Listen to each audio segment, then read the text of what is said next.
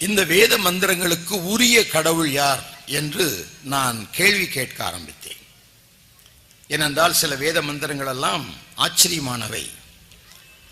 அப்படிப்பட்ட வேத மந்திரங்களை எத்தனையோ பேர் சொல்லுகிறார்கள், ஆனால் பொருள் தெரிவதில்லை. எனக்கு முதலாவது கற்றுக் கொடுத்த வேத மந்திரம் பாபோகம் பாப கண்மோகம் பாபாத்மா பாவசம்பவாத் ராகிமாம் புண்டரிகாட்சா சர்வ பாப ஹரிகரே மனசா வாசா ஹஸ்தப்யாம் தேகினாம் பாவினாம் என்று ஒரு பாவ அறிக்கை ஜெபம் சொல்லிக் கொடுத்தார்கள். ஏனென்றால் இந்த மந்திரத்தை சொல்லிவிட்டுதான் காயத்ரி மந்திரம் சொல்ல வேண்டும். ஸ்நானத்திற்கு முன்பதாக எடுக்கக்கூடிய ஒரு மந்திரம், அதிகாலை நேரத்திலே பிரார்த்த ஸ்நான மந்திரம் என்று பெயர். அதனுடைய பொருளை நான் விளங்கிக் கொண்ட போது ஆச்சரியப்பட்டேன். பாவ சம்பவா, நான் பாவத்தில் பிறந்தவன். பாவ கண்மோகன், நான் பாவத்தை செய்கிறவன். பாபாத்மா, நான் பாவத்தில் நிலைத்திருக்கிறவன். பாவோகம், ஆகவே நான் ஒரு பாவி. எப்படி பாவி? மனசா வாசா ஹஸ்தப்யாம் தேகினாம் பாவினாம்.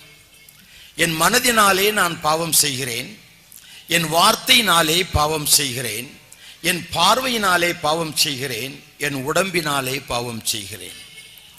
புண்டரிகாட்சா, உள்ளத்தில் வாழும் தெய்வமே, மாம் திராகி, என்னால் இதிலிருந்து விடுதலை பெற முடியாது.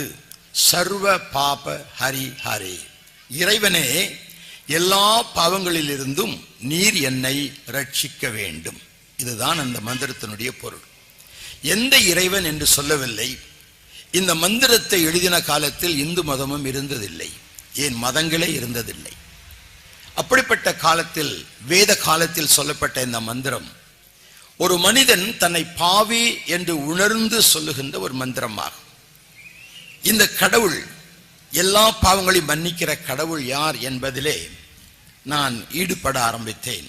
ஓம் பூர்வோசத் சவிதுர் வரண்யம் பருகோ தேவஸ்ய தீமகி தியோயோன பிரசோதயாத் என்பது காயத்ரி மந்திரம்.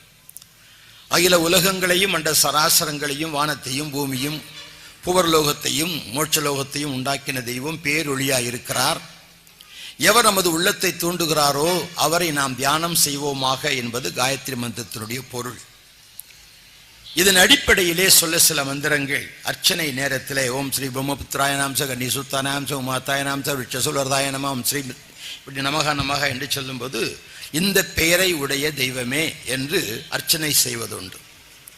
பிரம்மபுத்திராய நமக என்று சொல்லும் பொழுது சிருஷ்டிகர்த்தாவின் குமாரன் என்று அழைக்கப்படுகிற பெயரை உடைய தெய்வமே என்று அர்ச்சிக்கிறார். கன்னிசுத்தாய நமக, ஒரு கன்னியின் கர்ப்பத்தில் பிறந்த பெயரை உடைய தெய்வமே என்று அர்ச்சிக்கிறார். விருட்ச சூல அருதாய நமக, சூலம் என்பது உங்களுக்கு தெரியும், விருட்சம் என்றால் மரம். சூலம் போன்ற ஒரு மரத்தில் பலியான பெயரை உடையவரே. மிருத்யும் ஜயா நமக, மிருத் என்றால் மரணம், மரணத்தில் வெற்றி சிறந்த பெயரை உடையவரே. சிபிலிஷ்டாய நமக, தன் மாம்சத்தை உணவாக அளித்தவரே. இப்படி பல மந்திரங்களை நான் சொல்லும் பொழுது இவைகளுக்கு உரிய ஒரு தெய்வம் யார்? இந்த குணாதிசயங்கள் நான் வணங்கும் தெய்வங்களில் காணப்படவில்லையே என்ற ஒரு ஏக்கம் எனக்கு இருந்தது. நான் SSLC படிக்கும் பொழுது என்னுடைய உபப்பாடமாகிய சமஸ்கிருதத்திலே சற்று முன்னேற்றம் இருந்தது. ஆகவே லைப்ரரிகளுக்கு சென்று நான் ரிக்வேதங்களை வாங்கி படிப்பது உண்டு. குறிப்பாக 10வது மண்டலத்தில் புருஷ சூக்தம் என்ற பகுதியிலே 22 ஸ்லோகங்கள் உண்டு. முதல் 5 ஸ்லோகங்களும் உலக உற்பத்தியை குறித்து சொல்லப்பட்டிருப்பவை. பின்னால் வருகின்ற ஸ்லோகங்கள் இறைவன் உலகத்தில் பலியாக வேண்டிய காரணத்தை விளக்கும் ஸ்லோகங்கள். அப்படி சொல்லப்பட்ட ஸ்லோகங்களினுடைய தொகுப்பு பல வேதங்கள், உபனிஷத்துக்கள், ஆரண்யகங்கள், இப்படி பல காரியங்களில் பொறுக்கி எடுக்கப்பட்ட குறிப்புகளை நான் படித்தேன். அவைகளில் முக்கியமான ஒன்று, பிரஜாபதி ஆகிய கடவுள் மனித ஆத்மாக்களின் பிராயச்சித்த பலியாக தம்மையே மனித உருவில் தோன்றி அளிப்பார் என்பது. பிரஜாபதி தேவப்பியகம் ஆத்மானம் யஜ்யம் கிருதுவா பிராயச்சித்தன். இந்த மந்திரத்திற்குரிய ஒரு தெய்வம் யார்? பிரஜாபதிக்கு ஏன் இந்தியாவிலே கோயில் இல்லை? ஏன் பிரஜாபதியை பற்றி இன்றைக்கு யாரும் அறிக்கை செய்கிறதில்லை, அறிவிக்கிறதில்லை? பிரஜாபதி கடவுளை மறந்துவிட்டு புதிய புதிய கடவுள்களை எல்லாம் தோற்றுவித்திருக்கிறார்களே, காரணம் என்ன என்று நான் பல வேத பண்டிதர்களிடத்திலும் குருக்களிடத்திலும் கேட்டிருக்கிறேன். அவர்கள் நீ சின்ன பையன், உனக்கு இதெல்லாம் விளங்காது என்று சொல்லி மழுப்பி விடுவார்கள். அதில் நான் பார்த்த சில குறிப்புகள், நிஷ்களங்க புருஷன் பிரஜாபதி உலகத்திலே நிஷ்களங்க புருஷன், பாவம் இல்லாத பரிசுத்த மனிதனாக அவர் வர வேண்டும். குமாரி கர்ப்ப சம்பவ, ஒரு கன்னிகையின் கருவிலே அவர் பிறக்க வேண்டும். அவர் வாய் மூடி மௌனியாய் இருக்க வேண்டும். அவர் உடம்பில் இருந்து ரத்தம் வடிய வேண்டும். யதோ வைஷ புருஷ யதோ வைஷ வனஸ்பதி ததோ வைஷ புருஷா என்று சொல்வார். வனஸ்பதி மரம் வெட்டப்பட்ட போது அதனுடைய மரத்திலிருந்து ஜீவத்தண்ணீர் எப்படி பெருகிற்றோ அப்படியே பிரஜாபதி வெட்டப்படும் போது அவர் உடலில் இருந்து ரத்தம் வடியும் என்ற குறிப்பு காணப்படுகிறது. பலுசு என்ற முள்கொடி அவர் தலையில் சுத்தி வைக்கப்பட்டிருப்பதனால் பலிக்குரியவர் என்று அவர் வேறு பிடிக்கப்படுதலை அந்த வேதம் சுட்டி காட்டுகிறது. அவர் மரித்த தெய்வமாய் இல்லாமல் மீண்டும் உயிரோடு எழும்புகிறதையும் அந்த ரிக்வேத பகுதி சொல்லுகிறது. அவர் தன்னையே உலகத்திற்கு பலியாக தந்து ஜனங்களை ஆத்மாக்களை ரட்சிப்பார் என்ற குறிப்பும் காணப்பட்டு முடிவிலே கடைசியாக நன்யபத்த அயனாய வித்யதே என்று முடிகிறது. இதுதான் வழி, இதை தவிர வேறு வழி இல்லை என்று முடிகிறது. அப்படியானால் இந்த வழியை காட்டுகின்ற ஒரு தெய்வம் யார்?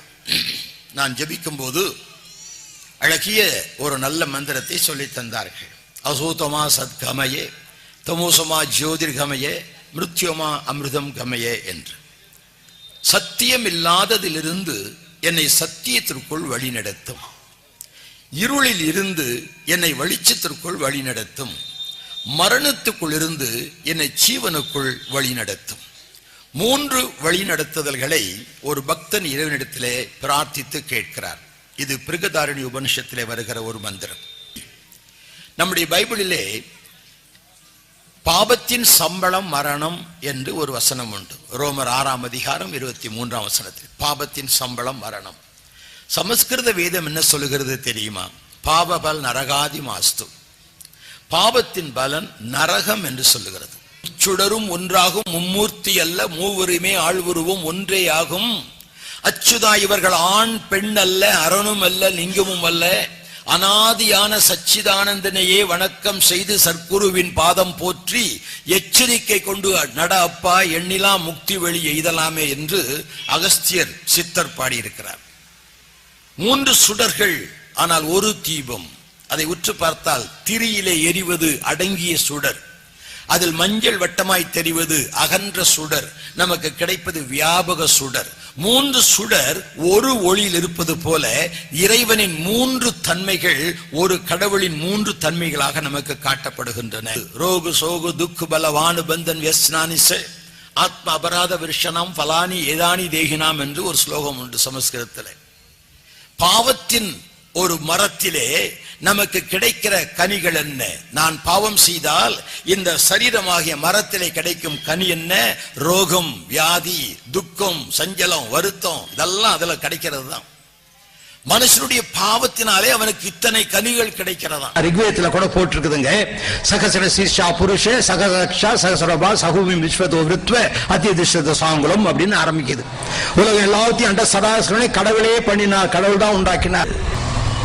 அவன் அவள் அது என்னும் அவை மூல் வினைமையின் தோற்றிய திதியே ஒடுங்கி மலத்துளதாம் அந்தம் ஆதி என்பனார் புலவர் என்பது மெய் என்ற சாஸ்திரத்தில முதல் ஸ்லோகம். சிவஞான போதம் என்ற பகுதியிலே முதல் சூத்திரமாக கொடுக்கப்பட்ட ஒரு செய்தி. அவன் அவள் அது. அவன் என்ற மனிதன், அவள் என்ற மனுஷி, அது என்ற அவர்கள் வாழ்கின்ற உலகம், இவை 3ம் வினைமையின் 3 வெவ்வேறு கிரியைகளினாலே தோற்றிய திதியே உண்டாக்கப்பட்ட நிலைமையிலேயே மலத்து விழதாம், பாவத்தில் விழுந்து விட்டனவாம். அந்தம் பரிசுத்த வாழ்க்கையின் முடிவு, ஆதி பாவத்தின் ஆரம்பம் என்பனார் புலவர் என்று புலவர்கள் வழி வழியாக சொல்லுகிறார்கள். மாணிக்க வாசக பெருமான் திருவாசகத்திலே அருமையாக ஒரு பாடலிலே சொல்லுகிறார். கேட்டாரும் அறியாதான் கேடும் இல்லான் கிளையிலான் கேளாதே எல்லாம் கேட்டான்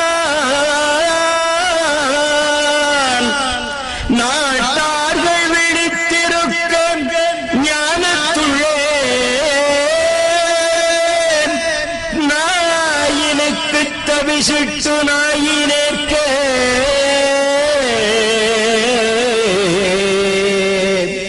காட்டாதனவெல்லாம் காட்டி பின்னும் கேளாதனவெல்லாம்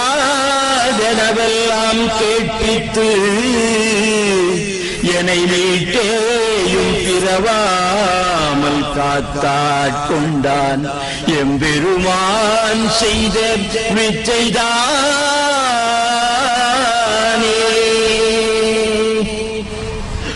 கடவுள் யார் என்று கேட்டால் மாணிக்கவாசகர் சொல்கிறார், கேட்டு யாரும் அறிய முடியாதவன். இந்த பொழி பேசுகிறவர், இந்த நிறத்தை உடையவர், இந்த பருமனை உடைய, இந்த தேசத்தைச் சேர்ந்தவர் என்று கேட்டு அறிய முடியாதவர், கேடு ஒன்றும் இல்லாதவர். நம்மை போல கேடு கெட்ட தன்மைகள் இறைவனுக்கு இல்லை.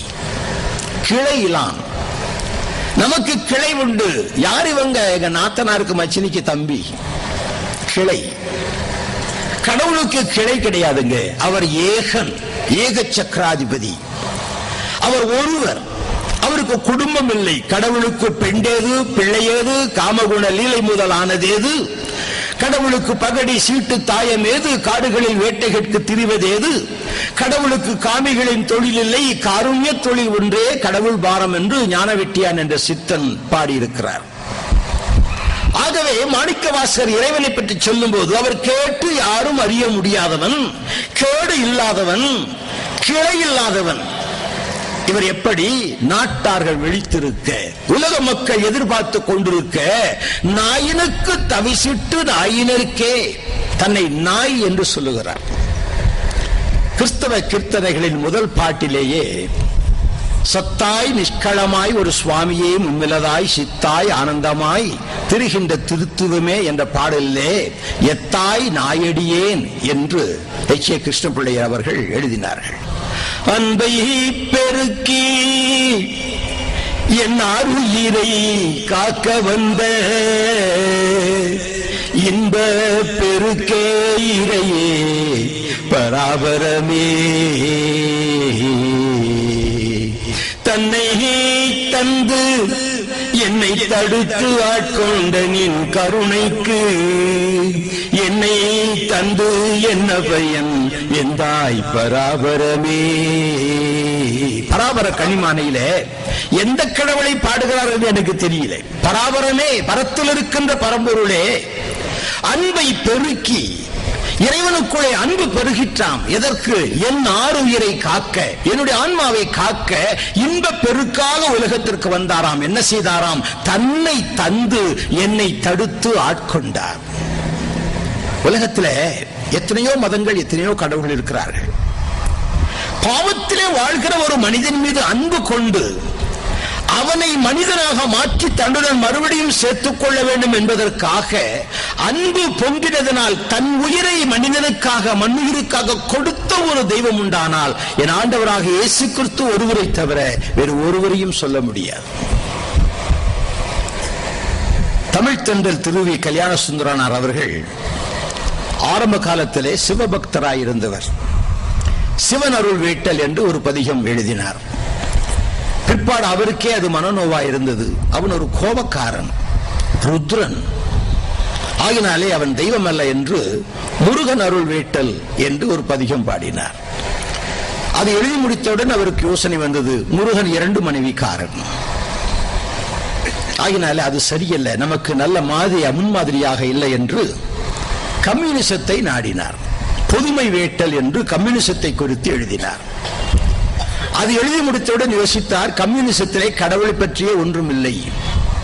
ஆகவே கடவுளற்ற ஒரு மார்க்கத்தை நான் பின்பற்றக்கூடாது என்று அதையும் வேண்டாம் என்று தள்ளிவிட்டார். இந்நிலையிலே தென்னிந்தியாவுக்கு மகாத்மா காந்தி அவர்கள் வந்தார்கள். அவருக்கு மொழிபெயர்ப்பாளராக திருவிக்கு அவர்கள் நியமிக்கப்பட்டார்கள். மகாத்மா காந்தியுடன் அதிக இடங்களுக்கு சுற்றி பார்த்த திருவி கல்யாண சுந்தரனார் காந்தியமே இந்த இந்தியா மக்களுக்கு ஒரு வழிகாட்டியா இருக்கும் என்று காந்தியத்தை பற்றி ஒரு பதிகம் எழுதினார்கள். கோட்சே காந்தியை சுட்டுவிட்டான். இந்த நிலையில் திருவிக்க எழுதுகிறார், காந்தியின் பருவுடல் வீழ்ந்தது, அவ்வீழ்ச்சி என்னை இயேசு கிறிஸ்துவின் மலைப்பிரசங்கத்தை நோக்கி நடைபோட வைத்தது. காரணம், காந்தியத்தின் முழு பரிணாமமும் இயேசுவின் மலைப்பிரசங்கமே என்று முடிக்கிறார். கிறிஸ்து அருள் வேட்டல் என்ற நூலிலே இதை சொல்லுகிறார். காந்தியத்தின் முழு பரிணாமமும் மலைப்பிரசங்கம். யங் இந்தியா என்ற பத்திரிகையிலே மகாத்மா காந்தி அவர்கள் எழுதும் பொழுது, இந்திய மக்கள், இந்திய கிறிஸ்தவர்கள் இயேசு கிறிஸ்துவின் மலைப்பிரசங்கத்திற்கு மாத்திரம் செவி கொடுத்து உண்மையாய் நடந்திருப்பார்களானால் இந்நேரம் இந்தியா முழுவதும் ஒரு கிறிஸ்தவ நாடாக மாறி இருக்கும் என்று குறிப்பிடுகிறார். வேதமும் அதைத்தான் சொல்லுகிறது. என் நாமம் தரிப்பிக்கப்பட்ட என் ஜனங்கள் தங்களை தாழ்த்தி என் முகத்தை தேடி தங்கள் பொல்லாத வழிகளை விட்டு மனம் திரும்பினார். அது ஒன்றுதானே பிசாசு செய்ய விட மாட்டேன் என்கிறார். கூட்டங்களுக்கு போ, பிரசங்கத்தை கேள், பாட்டு பாடு, வீட்லயும் நிறைய பாட்டு கேசட் வாங்கி வை, பெருமையா சொல்லிக்கோ. ஃபாதர் பிக்மன்ஸ் கேசட் எல்லா வால்யூம் எங்க வீட்டுல இருக்கு, பெருமையா சொல்லிக் கொள்ளுங்க. நிறைய பாட்டு கேசட் வாங்கி வைங்க, செய்தி கேசட் வாங்கி வைங்க, எல்லாம் பிசாசு அனுமதிப்பான். ஆனால் கிறிஸ்துவின் சாட்சியாக இருக்க விட மாட்டான். காந்தியத்தின் பரிணாமம் எது? வட்டமேஜை மகாநாட்டிலே இங்கிலாந்து அரசரோடு பேசும்போது, இயேசு கிறிஸ்து பாவத்திலிருந்து மக்களை விடுவிக்கிறார் என்று நீங்கள் எங்களுக்கு சொல்லுகிறீர்களே, எங்களை ஏன் அடிமைகளாக வைத்திருக்கிறீர்கள், எங்களை ஏன் விடுதலை செய்யக்கூடாது என்ற கேள்வி அவர்களை ஆட்டி படைத்தது. ஆகவேதான் விடுதலை மார்க்கத்திற்கு மகாத்மா காந்தியை பயன்படுத்தினார்கள். திருவிக்கா அவர்கள் இயேசுவை பற்றி சொல்லும்போது சொல்லுகிறார், ஏசினேன் உன்னை, இகழ்ந்தேன் இனிய மொழியை, கூசினேன் இல்லை, பின்னறி குறியனை குறித்து அழுதேன். இயேசுவே, என் உள்ளம் எய்தியது எப்படியோ, என் உள்ளத்திற்குள் இயேசுவே நீ எப்படி அப்பா வந்தாய்? உன் இனிய மொழியை நான் இகழ்ந்தேன், இதற்காக நான் வெட்கப்படவில்லை, கூச்சப்படவில்லை, ஆனால் என் உள்ளத்திற்குள் வந்தாயே, அது எப்படி? திருவிக்காவின் கேள்வி. உன் குருதி மூழ்கினேன் உய்ந்தேன் திருக்குமரா, என் குருதி எங்கேயோ ஏற்றா என்று பாடினாரே. உன் குருதி மூழ்கினேன் உய்வடைந்தேன், ரட்சிக்கப்பட்டேன். திருக்குமரா, என் குருதியை நீ ஏற்றுக்கொண்டு உன் குருதியை எனக்கு தந்தாயே என்று சொல்லுகிறார். ஒரு பாடலிலே நான் ரசித்த பாடல் உண்டு. திருக்குறள் 2 குறளுக்கு திருவிக்கா சற்று முரண்பாடாக விளக்கம் கொடுக்கிறார். அன்பும் அறனும் உடைத்தாயின் இல்வாழ்க்கை பண்பும் பயனும் அது என்று இல்வாழ்க்கையை குறித்து திருவள்ளுவர் சொல்லுகிறார். அன்பும் அறமும் இருந்தால் இல்வாழ்க்கை பண்புடையதாக பயனுடையதாக இருக்கும் என்று அவர் சொல்லுகிறார். திருவிக்கா அதற்கு ஒரு கேள்வி போட்டார். அறத்தின் இயலையும் அன்பின் இயலையும் ஆய்ந்து அளந்தேன், திறத்தை தெளிகிறேன். ஐயா, அன்பும் அறமும் இருந்தால் இல்வாழ்க்கை பண்பும் பயனுமாய் இருக்கும் என்று சொன்னாரே, அந்த அறம் என்றால் என்ன, அன்பு என்றால் என்ன என்று ஆய்ந்து அளந்து பார்த்தேன், ஆராய்ச்சி செய்து பார்த்தேன், திறத்தை தெளிகிறேன். 3வது வரி சொல்லுகிறார், சீற்ற கொலைஞரின் தீச்செயலை பொறுத்து அருள் செய் புனிதம் நினைவில் புகவும், அறம் அன்பு நீ என்று அறிந்தேன், கிறிஸ்து என் ஆருயிரே என்று முடிக்கிறார். திருவிக்கா கிறிஸ்தவர் அல்ல, அவர் ஞானஸ்தானம் எடுக்கவில்லை. ஆனால் அவர் ஏன் தன்னுடைய மார்க்க தெய்வங்களை எல்லாம் விட்டுவிட்டு இந்த இயேசுவை அன்புக்கும் அறத்திற்கும் உதாரணமாக எடுக்க வேண்டும்? இது உங்களுடைய சிந்தனைக்கு வைக்கிறேன்.